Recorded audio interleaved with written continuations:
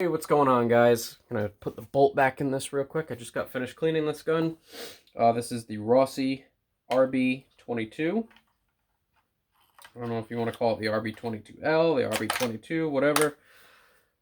Click. We are 100% empty. So, a couple people have asked me questions. Hey, bud.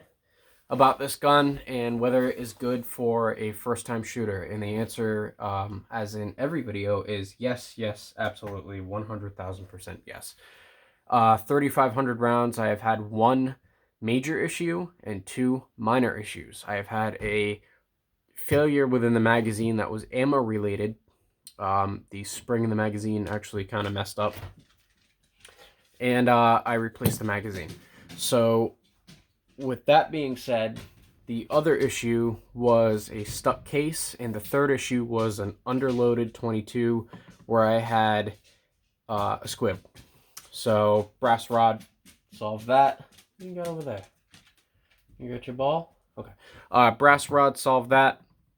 The magazine issue has been rectified, and the stuck case, again, the same brass rod, ironically solved that too. So the color that you see in front of you is just spray paint. It's just flat dark earth or desert tan, whatever you want to call it. I literally picked up a can out of my cabinet and said, we're just going to paint this thing whatever color we happen to have. It was kind of a mystery color at first, and I said, all right, this is going to look great. It's not available from factory, unfortunately, like this. I wish it was, because I think it looks great. So one thing, and this is pretty much the reason that I'm making this video, is a lot of people have been asking me about the mount that I have on top of here.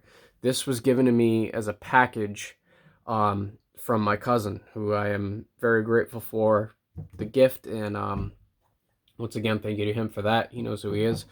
I've done a little bit of research on it. I didn't know that these mounts really existed. Like I said, I'm pretty new at this.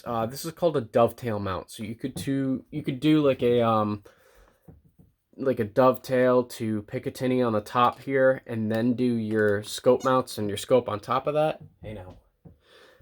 Or you could just do a dedicated dovetail mount with your scope, kind of like what I have here.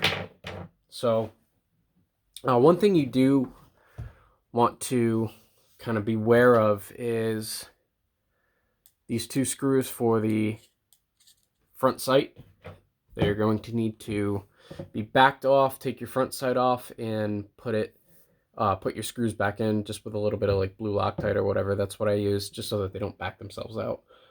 You cannot run a scope on this with the rear sight without using a very tall riser, and I believe these are either 3/4 or 1 inch, not risers, but like a 3/4 or 1 inch rise off of the dovetail itself. So don't quote me on that. I'm not sure if that's 100% correct or not. So for the person with a 3, 4, 5-year-old kid, or maybe somebody that's a little bit gun shy as far as recoil goes, and they want to delve into the world of shooting, maybe shooting tin cans or something like that, or maybe you have an aerosol can next to a propane torch, and you want to, kind of blow a kid's mind by, hey, look at this fireball I can make. Whatever you want to use it for, it's perfect for it. This will do anything that a 1022 does. I'm not going to say it does it better or even as good, but it will do anything that a 1022 does all day long. No issues whatsoever. Again, take that with a grain of salt, because it is a bolt action, but the RS22 and the 702 Plinkster from Mossberg do share a platform, and they're also manufactured by either Mossberg or Rossi, I forget.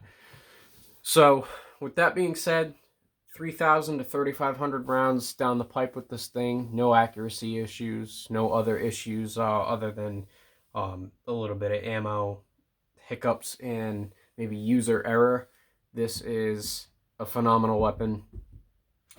It will do anything you ask it to do. Just don't abuse it too hard, and you have a perfect little plinker on your hands. I'd love to see these absolutely everywhere.